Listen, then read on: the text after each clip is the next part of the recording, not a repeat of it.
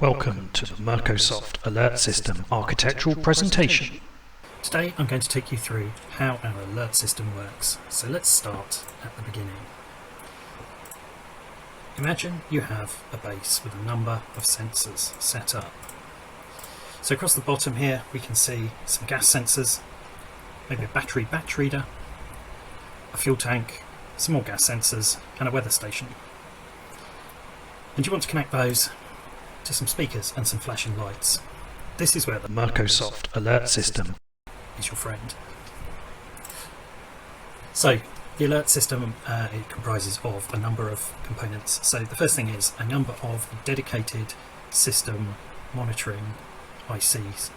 So onto these ICs you will install the monitoring code for the right types of sensors. So the atmosphere monitoring IC, for example, can connect to up to 6 gas sensors, and it will monitor them for various conditions, including fire, high or low pressure, high or low temperature, the presence of various pollutant gases, etc. There's a power one which will monitor the charge status of your batteries, but also will monitor the status of your fuel tank if you have a gas-fueled generator, so that you know if that's going to run out. And the weather station shown on the right here simply connects to the weather station and monitors whether or not there's an incoming storm. Other types of system monitoring ICs are available for other situations, but for this demo I'm going to show you this setup. So imagine we've got a base set up like this with those sensors and they're hooked up to ICs monitoring that, and you can find the code for this on the Steam workshop. I'll put a link in the video.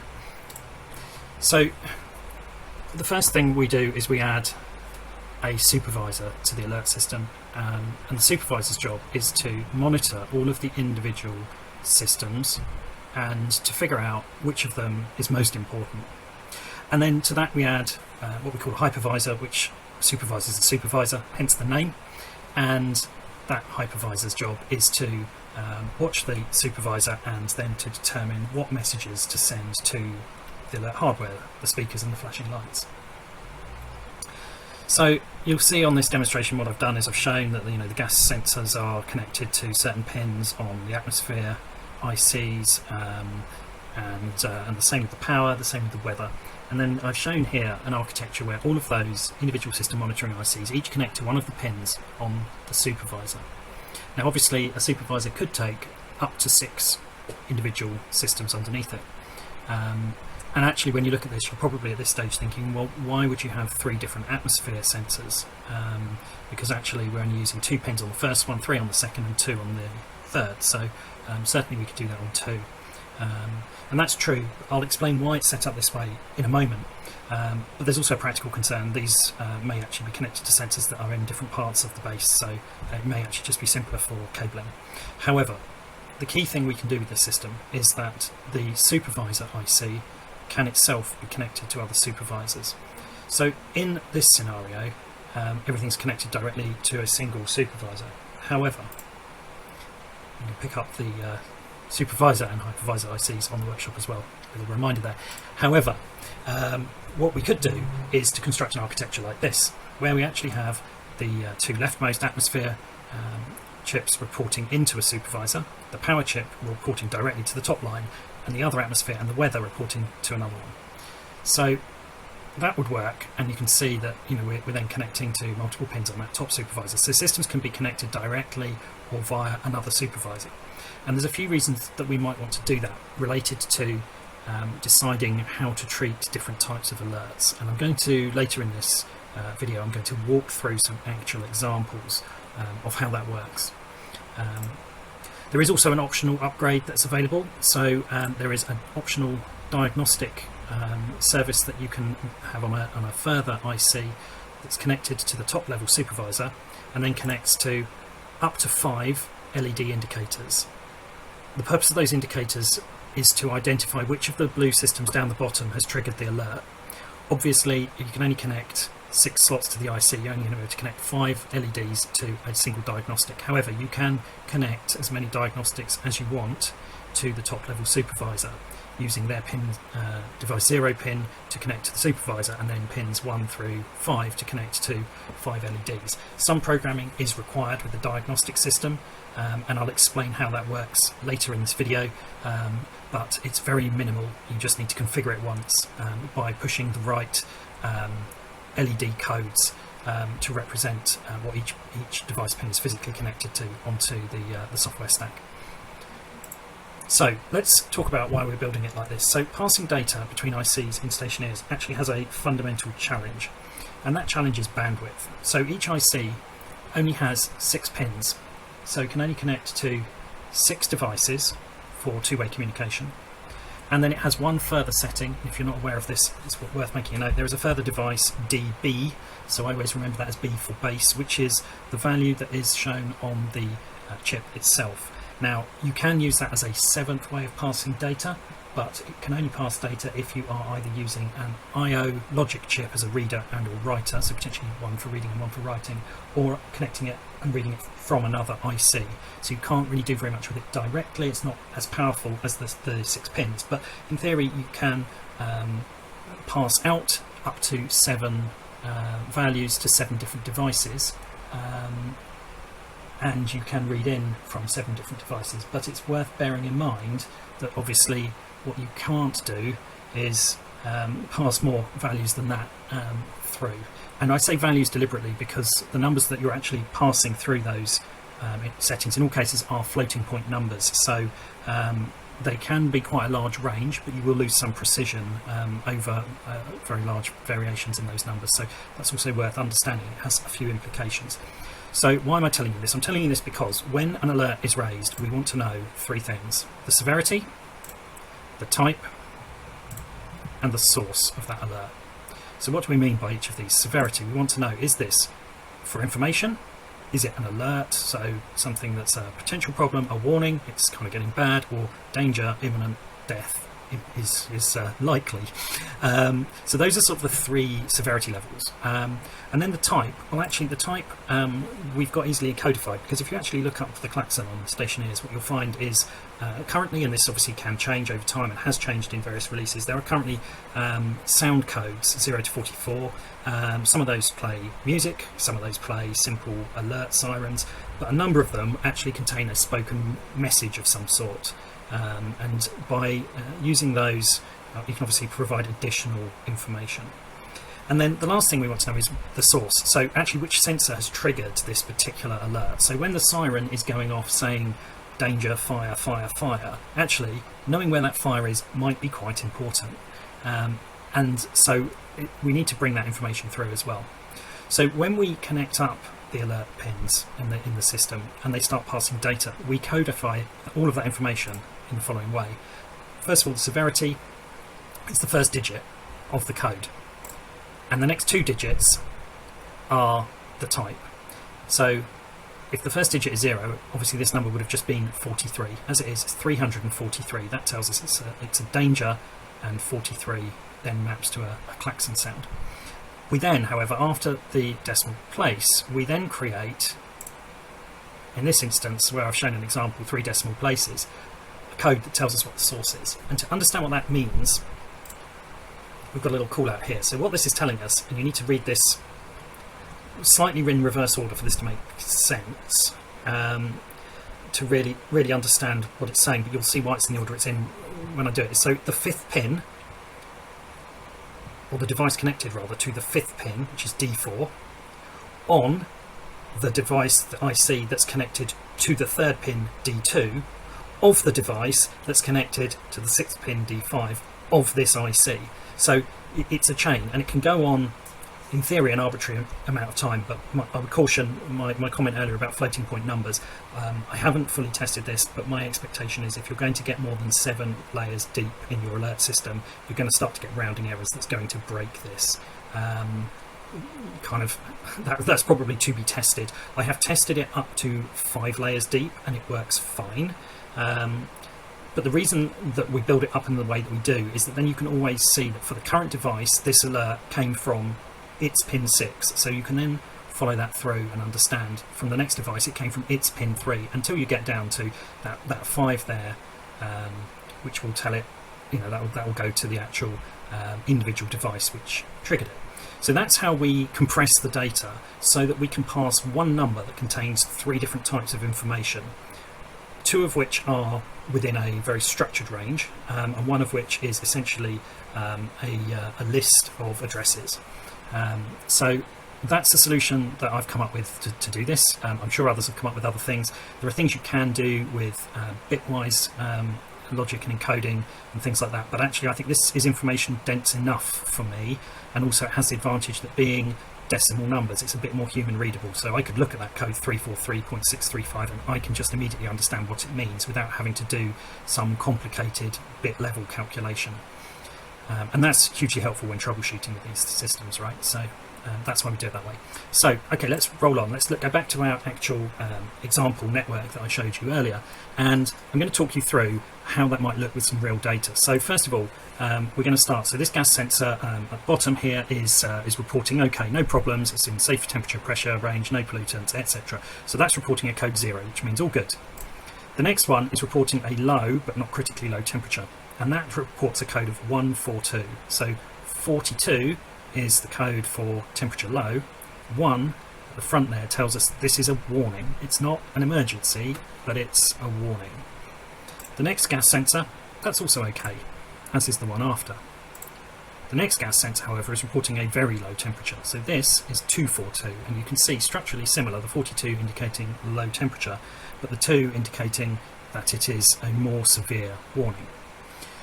Then we get to the power chip. Now the power chip is slightly different because the power chip is going to look at the battery batch, and that's fine, and it's got the fuel tank, and the fuel tank is reporting a 16, which is a warning, or rather I should say it's an alert sound, and that is all, because there isn't actually a good sound for the fuel tank being low. So some of these codes may change in future, but the beauty of this system is actually that doesn't matter, because the code for the power monitor is its own separate piece of IC code. It's completely modular, so we can switch out how that functions, we can switch out what triggers alerts or anything else. The rest of the system will still work the same way, as long as we still expose a value from that, and I'll show you how that works in a minute.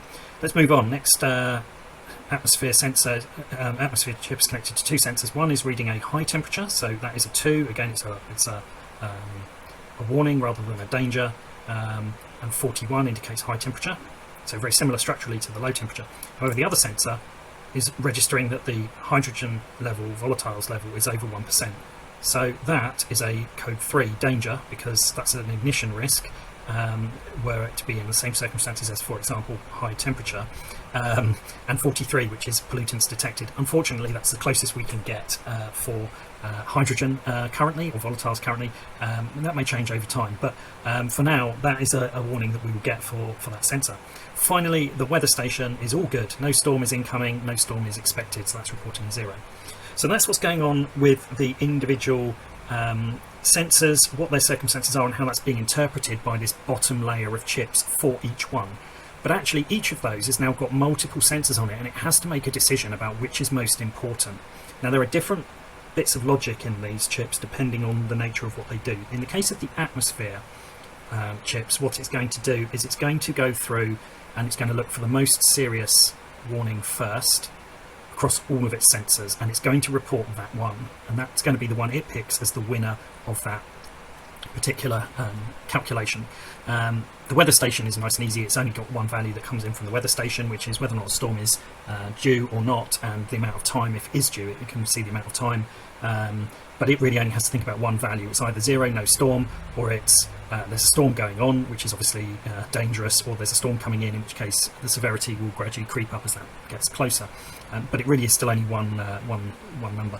The power system is slightly different, so it's got to weigh up the state of the battery charge and the state of the fuel tank, and it has to then make a calculation. So it has some ratios in that chip that will actually be looking at whether or not you've got a problem. So if your batteries are fully charged and not dropping, then it really doesn't matter whether or not the fuel tank is full or empty.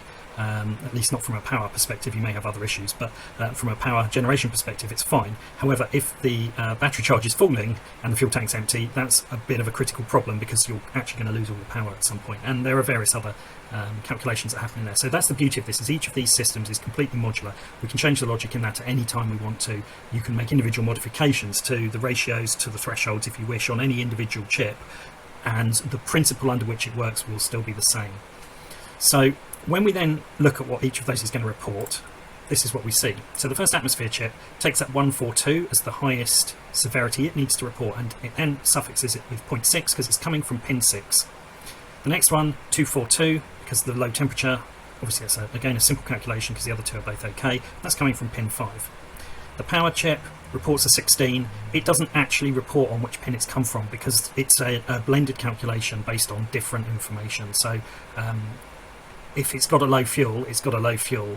That isn't going to vary depending on which fuel tank it's connected to. On the current logic, again, we could change that in the future if we wanted to have multiple fuel tanks to monitor. Let's move on to the third of the atmosphere sensors. So the third atmosphere sensor has got two potential problems, and it needs to make a decision. So the decision it makes is that a 300 code, danger, is more important than a 200 code, which is a warning, and obviously that's going to be the right call.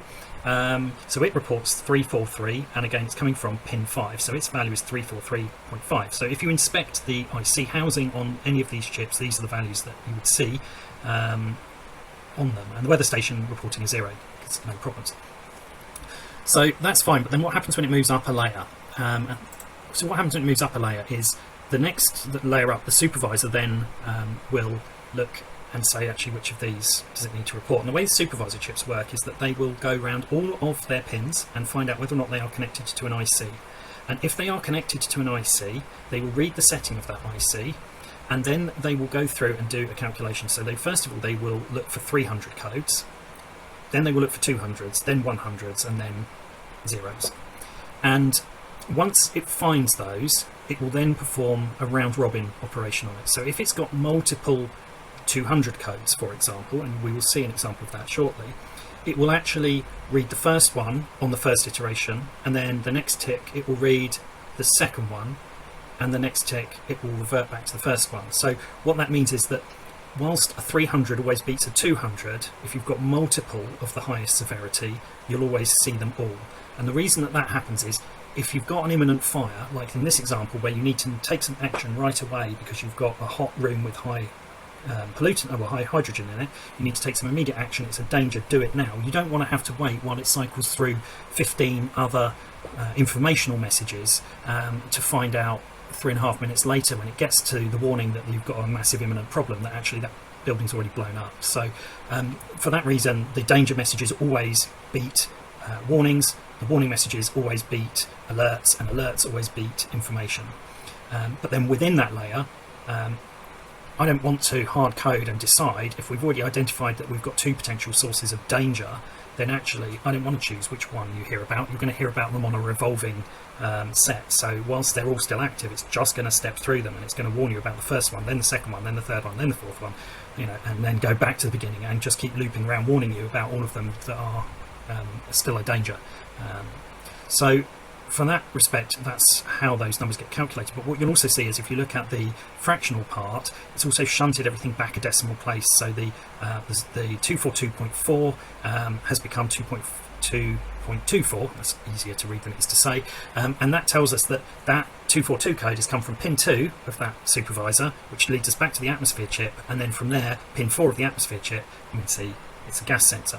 And similarly on the other side, 343.5 was moved to 3.35 because it's on pin 3. So we then repeat the process, and you can do this, as I say, arbitrarily large number of times subject to the constraints of floating point numbers. And by the time it gets to the top level supervisor then picks up those two and says 343 beats 242, therefore the code I'm going to report is 343, and it's come from device 6, and from device 6 to device 3, and from device 3 device 5, which is ultimately down to that gas sensor. So we can see what has happened at that supervisor, and the code is obviously exactly the same in all the supervisors. It's the same IC code, you just put it in, and it's just a recursively configured setup. So you don't have to do anything special, anything different. You literally just install the IC code as it is and just set the screws. I mean, if you're really feeling like it, in theory, you could actually connect a supervisor to multiple pins on another supervisor, just to keep passing values around your network. But I think you'd probably get things a little bit confused if you did that. What we can see from that 0.635 though is we can trace it back, and that's going to be important later on. So we can go back to 0.6, down to 3, down to 5, and we can see that is the gas sensor. From that top supervisor, we can identify that gas sensor is what has triggered the problem. So what then happens is the hypervisor, which interfaces with the hardware, picks up the 343 component, right? Because it doesn't care where it came from, it just needs to know what it's got to do with the speakers and the lights. If you've got the diagnostic chip installed, however, that will pick up the 0.635, but also the 3. But the 3 is the 3 of the 300, right? Because it wants to know, is this danger, is this warning, is this alert, or is this information? So it's the hundreds, and then it's the fractional part that it will pick up. And what will that do? So the hypervisor will then alternate between sound 15 for danger because of the 300 and sound 43 for pollutant on the speakers. So it will constantly play a loop that says danger, pollutant detected, danger, pollutant detected, and it will turn the flashing lights on. And of course we have the flashing lights because if you're in a depressurized area you won't hear the alarms. So whilst you don't have a lot of informational value, at least you know there is a problem. Looking at the other side at the diagnostic, what that will do is that will look up that chip, and if that diagnostic chip is mapped to the LED for code 635, it will turn that red, which is the 3. So those LEDs typically will be on your main panel in your control room, so that if the alarms go off, you'll rush there, you'll have a look, it will immediately show you you've got a red alarm in this particular room, wherever that gas sensor is located. Label that however you like, as long as whichever pin on the diagnostic IC you connect it to, you would then make sure that when you set the stack up, which happens in the initiation of that IC code, that you put the 0.635 code in that position.